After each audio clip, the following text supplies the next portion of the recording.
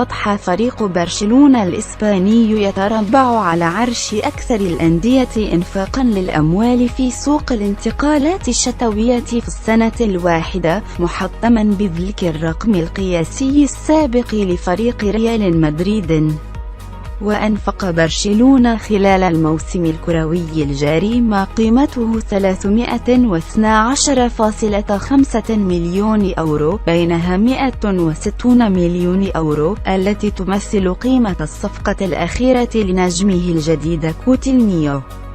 ويحتل غريمه التقليدي الريال المركز الثاني بما مجموعه 257.4 مليون يورو أنفقها موسم 2009-10، ثم مانشستر سيتي ثالثا بما مجموعه 249.3 أنفقها بدورها خلال الموسم الجاري، وباريس سان جيرمان رابعا ب 238 مليون